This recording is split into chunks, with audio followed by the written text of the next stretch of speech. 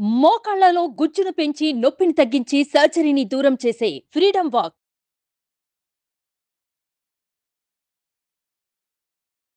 నమస్తే. ప్రస్తుతం మనతో ఉన్నారు ప్రముఖ ఆధ్యాత్మికవేత్త, ప్రముఖ జ్యోతిష్య వాస్తు పండితులు, అలానే పురాణ ఆగమ శాస్త్ర పండితులు ఉన్నారు సురేష్ శర్మ గారు. వారితో మాట్లాడదాం. నమస్కారం గురుగారు. ఆయుష్మతి తల్లి. గురుగారు, ఇప్పుడు ఈ మార్గశిర మాసంలో సప్తమికి కూడా చాలా విశిష్టత ఉందని అన్నారు కదండి. అసలు ఆ రోజు ఏ విధంగా పూజ చేసుకుంటే మనకి చాలా మంచిదండి సప్తమి రోజు? చెప్పాను కదమ్మా, సప్తమి పాండవులు సూర్యుడి దగ్గర నుంచి అక్షయ పాత్రను పొందినటువంటి సప్తమి ఈ సప్తమి. సౌరవ్రతం చేసి కృష్ణుడి యొక్క సూచనలతో అరణ్యవాసంలో ఈ పాండవులు అనేక వ్యతలు, అంటే వీళ్ళని చూడడానికి అనేక మంది గెస్టులు వచ్చేవాళ్ళు. ఈ గెస్టులందరికీ అన్నం పెట్టాల్సి వచ్చేది కదా. ఇది ఒకానొక దశలో ఈయన్ని చూడడానికి వచ్చేటువంటి వారికి అన్నం పెట్టడానికి ఇబ్బందికరమైన పరిస్థితులు వస్తున్నప్పుడు అడవిలో ఏం పెడతాడు? కందమూలాలు. అందుకని కృష్ణుడిని అంటే సర్వసంపత్తులకి మూల కారణమైన వాడు ఆదిత్యుడు. ఆయన అనుగ్రహంతోనే పంటలన్నీ చక్కగా పండుతాయి, సకాల వర్షాలు పడతాయి. ఋతు చక్రవర్తి అని పేరు, అంటే ఋతువులకి చక్రవర్తి. ఏ ఋతువునైనా ఆయన అధీనంలో పెట్టుకోగలిగిన వాడు. కాబట్టి నువ్వు సూర్యుడిని ఆరాధించమనగా సూర్యుడిని ఆరాధించడం మొదలుపెట్టాడు. అందరూ అనుకుంటారు ఒక్క రోజులో సూర్యుడిని ఆరాధించి తెచ్చేసుకోలేదమ్మా. ఆయన ఎప్పుడు బయటకు వచ్చాడు, ఎప్పుడు బాధలు పడ్డాడనే చూస్తే ధర్మరాజు ద్యూతం ఓడిపోయిన రోజు ఏంటో తెలుసా? భాద్రపద శుద్ధ విద్య. భారత ప్రకారం వినాయక చవితికి 2 రోజుల ముందు ఈయన జోతం మొదలుపెట్టాడు. ఆ రోజు ఓడిపోయాడు. వినాయకుడి యొక్క అనుగ్రహం లేకుండా పోయింది. అంతకుముందు సంవత్సరంలో వినాయక అనుగ్రహం లేకుండా పోయింది. అందువల్ల కష్టాలు మొదలైనవి. ఓడిపోయినందుకు అరణ్యవాసం పోతున్నప్పుడు దౌమ్య పురోహితుడు చెప్తాడు, నాయనా మీరు క్రితం సంవత్సరం గణపతిని ఆరాధించే సమయంలో జరిగినటువంటి చిన్న చిన్న తప్పిదాల వలన మరి చాలామంది భారతం చదువుకున్న మేధావులు కూడా, కొంతమంది పండితులు మహాన్నతమైన పండితులను వదిలేస్తే కొంతమంది చదువుకున్న మేధావులు కూడా భారతంలోని లోతుల గురించి స్పృశించకపోవడం బాధాకరం. ఇప్పుడు ఒక సంఘటన జరిగింది అనుకోమ్మా, ఇప్పుడు ఒక సినిమా అనుకుందాం, మీకు అర్థమయ్యే భాషలో చెప్దాం. సినిమా తీశారు, కథ స్క్రిప్ట్ మీకు అర్థమైంది అనుకోండి. అంటే ఆ కథలో నాయకుడు ఒక రైతు యొక్క సమస్యల మీద పోరాటం చేశాడు అంటే అంతవరకు మీకు తెలిసింది. పూర్తి వివరం తెలియాలి, ఏ సంఘటన ఎప్పుడు జరిగింది ఏం తెలియాలంటే ఏం చేస్తావు నువ్వు? స్క్రిప్ట్ మొత్తం అంటే సినిమా మొత్తం సంఘటనలు ప్రతి ఫ్రేమ్ కూడా చూస్తావా చూడవా? అట్లా భారతాన్ని కూడా ప్రతి ఫ్రేమ్ కూడా చూడటం, వాళ్ళ మధ్య జరిగిన సంభాషణల గురించి వీళ్ళు చర్చించకపోవడం బాధాకరం. దౌమ్య పురోహితుడు ఎవరయ్యా అంటే పాండవులకి పురోహితుడు. ఆయన పాండవులతో ఎన్ని పర్యాయాలు చర్చించాడు, ఎక్కడెక్కడ చర్చించాడు, సంజయుడు ఏ సమయంలో వచ్చి ధర్మరాజుతో ఏమని సంభాషించాడు, కృష్ణుడు ఏ సమయంలో ధర్మరాజుతో ఏమని సంభాషించాడు, ద్రౌపది ఏ సమయంలో పాండవులతో ఏం సంభాషించింది, ఆయా పాత్రలు ఎప్పుడెప్పుడు ఏమేమి మాట్లాడుకున్నాయి అనేది వివరాలన్నింటినీ కూడా ఉన్నాయి. అవి మన వాళ్ళు పూర్తిగా సంభాషణలు కథలాగా చూడడం వల్ల మనకి ఇవి తెలియట్లేదు. ఆ దౌమ్య పురోహితుడు చెప్తాడు, ఇప్పుడు ఒక విషయం గురించి మాట్లాడేటప్పుడు ఎందుకు తప్పు జరిగిందనేది విశ్లేషించుకోరా? ఇప్పుడు మనమే విశ్లేషించుకుంటామే. ఒక 100 రూపాయలు పోగొట్టుకుంటే, ఇప్పుడు సపోజ్ మన ఇంట్లో దొంగలు పడితే మన బంధువులు వస్తారా?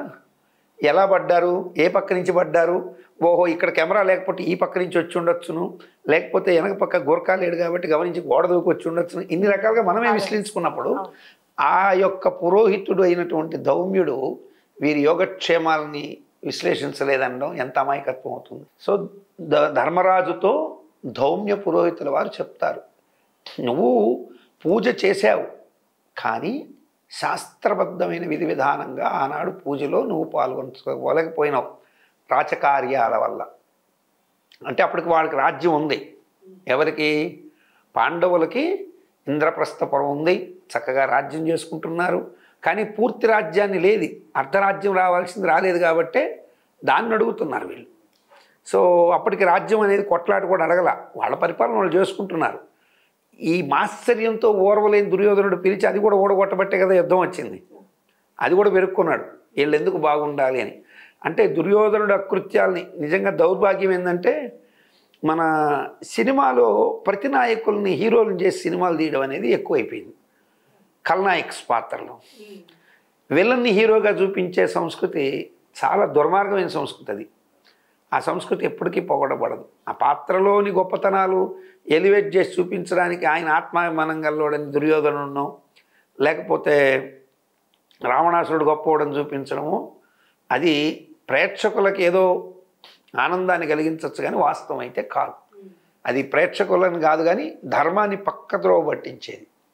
సో ఆనాడు దుర్యోధనుడు చేసిన అకృత్యాలను కూడా చూపించి తర్వాత ఇది చూపిస్తే బాగుంటుంది, అది చూపిలా. దుర్యోధనుడు గొప్పవాడు అన్నట్టుగా చూపించడం కరెక్ట్ కాదు.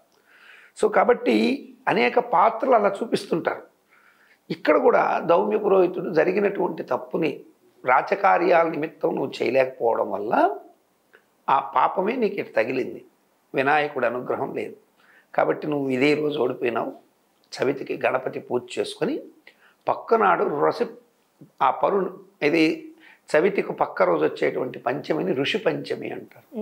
ఆనాడు ఋషి రుణము తీర్చుకొని, మీ ఋషులు ఉంటారు వారికి ఋషి రుణం 5 రుణాలు తీర్చుకోవాలి. మాతృ రుణం, పితృ రుణం, దేవ రుణం, గురు రుణం, ఆచార్య రుణం, అట్లాగే దేవతా రుణం. ఈ మాతా పితృ దేవ ఆచార్య ఋషి ఈ 5 రుణాలు తీర్చుకోవాలి. ఆ గురు రుణం నువ్వు ఎటు తీర్చుకున్నావు, ద్రోణాచార్యుడికి వాళ్ళకి సేవలు చేసావు, మాతృ రుణం తీర్చుకుంటూనే ఉన్నావు, పితృరుణాన్ని చేసుకుంటున్నావు, కొంత లోటు జరిగింది. సో ఇక మిగిలింది ఆచార్య రుణం అవన్నీ అయిపోయిన తర్వాత మిగిలింది ఏమిటయ్యా అంటే దేవతా రుణంలో కొంత పోయినావు అండ్ ఋషి రుణం తీర్చుకోలేకపోయినావు. ఆ రుణాలు తీర్చుకొనైనా మంచి జరుగుతుంది అని చెప్పగా ధర్మజుడు బయలుదేరి అడవిలోకి వెళుతూ దౌమ్య పురోహితుడి సలహా ప్రకారం ఆనాటి నుంచి సూర్యుడిని ఉపాసించడం మొదలుపెట్టాడు. ఎందుకు సూర్యవంశం అంటే సూర్యుడిని ఆరాధిస్తే నీకు మంచి మార్గం దొరుకుతుందని చెప్పాడు. ఆ తదుపరి కృష్ణ భగవానుడు వచ్చి నువ్వు ఆరాధిస్తున్న సూర్యుడే నిన్ను అనుగ్రహిస్తాడు, ఆయన్ని వేడుకోవయ్యా అని చెప్తే మార్గశిర మాసం పెట్టగానే ధనుర్మాసంలో సూర్యుడు ధనుసు రాశిలో పితృరాశిలో రంగా పితృతర్పణాలు వదిలి పితృదేవతను స్మరించి ఋషి రుణాలు తీర్చుకొని సూర్యుడిని ప్రార్థించగా అక్షయ పాత్ర ఇచ్చాడు. ఆ తదుపరి అక్షయ పాత్ర ఇవ్వడం వల్ల ఆ యొక్క పుణ్యాన్ని సంపాదించుకోగలిగాడు, అందరికి అన్నం పెట్టగలిగాడు. ఆ తదుపరి అక్షయ పాత్రను తిరిగి సూర్యభగవానుడికి అర్పించేసి అజ్ఞాతవాసానికి వెళ్ళిపోయారు.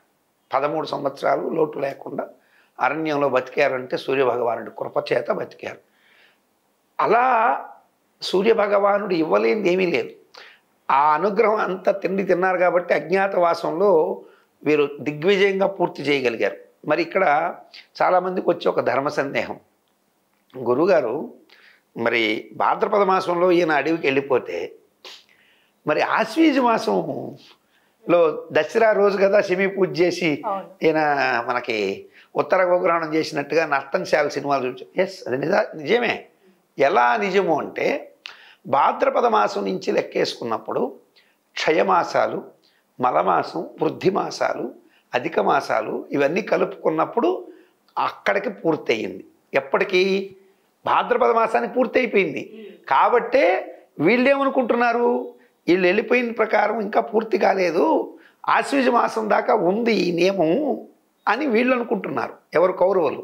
కానీ పూర్తి అయిపోయింది ఎప్పుడు, భీష్ముడు ఎప్పుడు చెప్పాడు, అరే ఎప్పుడో భాద్రపద మాసం అధిక మాసాలతో కూడా పూర్తి అయిపోయింది, భాద్రపదం తర్వాత వచ్చిన ఆశ్వీజంలో వీరు ఆ అధిక మాసం వల్ల వచ్చేసి పూర్తి అయిపోయింది కాబట్టే అర్జునుడు నేరుగా యుద్ధానికి వచ్చేసాడని చెప్పి చెప్తాడు.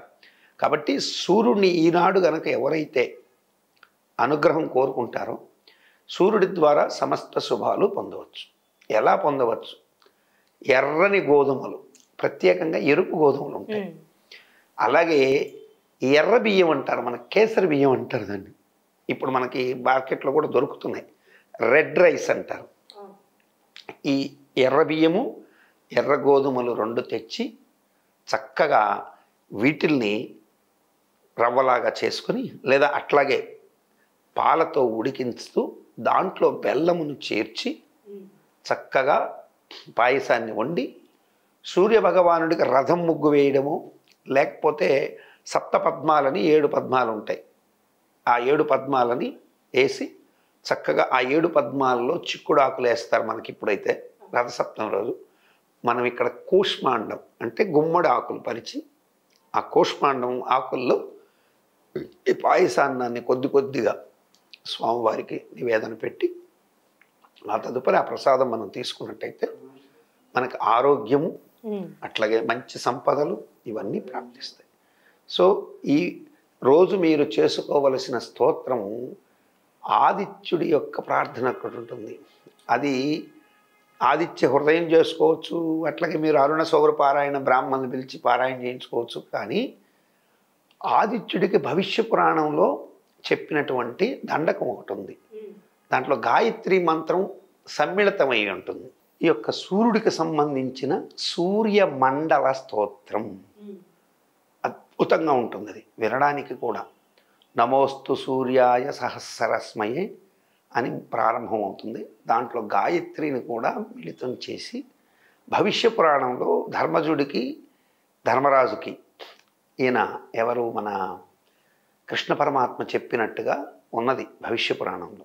నమోస్తు సూర్యాయ సహస్రరశ్మయే సహస్రశాఖాన్విత సంభవాత్మని సహస్రయోగోద్భవ భావభాగిని సహస్ర సంఖ్యాయుధారిణీ నమః. యన్మండలం దీప్తికరం విశాలం రత్నప్రభం తీవ్రమనాదిరూపం దారిద్ర్య దుఃఖక్షయకారణం చ పునాతు మాం తత్సవితుర్వరేణ్యం. యన్మండలం దేవగణైసు పూజితం విప్రైస్తుతం భావనముక్తికోవిదం తం దేవదేవం ప్రణమామి సూర్యం పునాతు మాం తత్సవితుర్వరేణ్యం. అంటే దారిద్ర్యమును దుఃఖమును క్షయము చేసేటువంటిది. ఇప్పుడు వీళ్ళకి దరిద్రము ఉంది, ఎవరికి? పాండవులకి దారిద్ర్యము ఉంది, దుఃఖము ఉంది, అన్నిటినీ పంచేవాడు. అట్లాగే అరణ్యాల్లో తిరిగే వాళ్ళకి ఎప్పుడు ఏ పిశాచం వచ్చి పైన పడుతుందో తెలియదు, ఏ సర్పం కాటు వేస్తుందో తెలియదు, ఎక్కడ భూమిలో దిగబడతారో తెలియదు, ఏ శాఖ అంటే ఏ చెట్టు కొమ్మ విరిగి నెత్తిన పడుతుందో తెలియదు, ఏ చెట్టు కింద పడుకున్నప్పుడు గబక్కని మంచి గాలి ఇచ్చినా లేకపోతే సడన్గా చెట్టు కొమ్మ విరిగి మీద కింద పడి చచ్చిపోతాడో తెలియదు. దీన్ని ఊహించని ఆపదలు అంటారు. పునాతు మాం తత్సవితుర్వరేణ్యం అంటే ఈ బాధల నుంచి కూడా అన్నిటినీ కూడా రక్షించేటువంటి గాయత్రి మంత్రాన్ని అనుసంధానం చేసి చెప్పినటువంటి సూర్యమండల స్తోత్రం ఇది చాలా పెద్దది. సో ఇలా ఆ సూర్యమండల స్తోత్రాన్ని కనుక పారాయణ చేసుకొని సూర్యమండల స్తోత్రం అని కొడితే యూట్యూబ్లో మొత్తం దీన్ని చక్కగా వస్తుంది, వినొచ్చు కూడా. అది పారాయణ చేసుకుంటూ తెలుగు పీడిఎఫ్ కొట్టుకొని దాన్ని డౌన్లోడ్ చేసుకొని చక్కగా సూర్యనారాయణుడికి ప్రార్థన చేసి నివేదన పెట్టి తీసుకుంటే సకల సంపదలు నిస్సంశయంగా వస్తాయి. పాండవులకే వచ్చాయి, మనకెందుకు రావు? తప్పకుండా వస్తాయి. చాలా చక్కగా తెలియజేస్తారు గురుగారు. ధన్యవాదాలు.